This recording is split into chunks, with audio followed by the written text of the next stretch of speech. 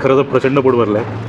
पण मेन्यू कार्डमध्ये मी एक वेगळाच असा गोड पदार्थ पाहिला ज्याचं नाव होतं सेर्रादुर्रा. मी विचारपूस केली तर मला कळलं की हे एक गोव्याचं डेझर्ट आहे. थोडक्यात गोव्याचा एक गोडसर पदार्थ आहे. तर त्यात 3 प्रकार होते: सेर्रादुर्रा बिस्किट, सेर्रादुर्रा चॉकलेट आणि सेर्रादुर्रा मँगो. तर मी सेर्रादुर्रा मँगो मागवला आहे कारण का त्यांनी मला सांगितलं सेर्रादुर्रा मँगो हे सगळ्यात चांगलं आहे. हा पदार्थाबद्दल त्यांनी थोडी माहिती दिली की कंडेन्स मिल्क वापरतात आणि कंडेन्स मिल्कचं थोडक्यात हे पुडिंग आहे आणि त्याच्यावर वरनं मँगो मला वाटतं पल्प आहे हा. तर बघूया चव कशी आहे. सेर्रादुर्रा मँगो, एम फॉर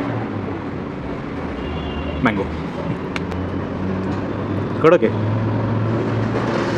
कडक वाटतं जरा. वरचा भाग जरा कडक आहे. आईस्क्रीमसारखा एकदम थंड आहे मित्रांनो. हे एकदम थंड असं आईस्क्रीमसारखा हा प्रकार आहे आणि हे असं काहीतरी आलेलं आहे. आजसुद्धा मँगोचाच एक थर आहे. सो बघूया काय प्रकार आहे. प्युअर व्हेज आहे कारण का हे हॉटेलच प्युअर व्हेज आहे म्हणून ती भीती नाही की याचं अंड वगैरे काय टाकलं असेल.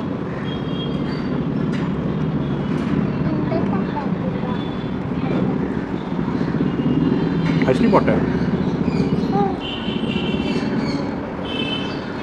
व्हॅनिला आईस्क्रीम आणि त्याच्यावर टाकलेलं मँगो पल्प असंच वाटलं मला पहिला घास. पण त्यांनी सांगितलं की हे कंडेन्स मिल्क वापरलं आहे.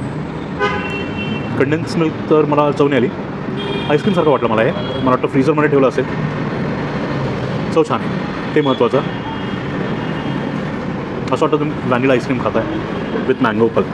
बाबा 2 घास का खाताय बाबा? आता पोराला मी सांगितलं होतं एकच घास खाईन बाकीचं तुला देईन. मी दुसरा घास खाल्ल्यावर तर विचारतोय बाबा दुसरा घास का खाताय. त्याला मी आता सांगणार आहे दुसराच काय मी तिसरा घास पण खाणार आहे. इतकं चांगलं लागतं आहे हे.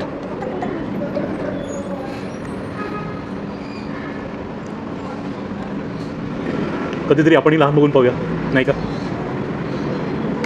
छान आहे हा पदार्थ. आता त्याला देतो मन जास्त मारायला नको.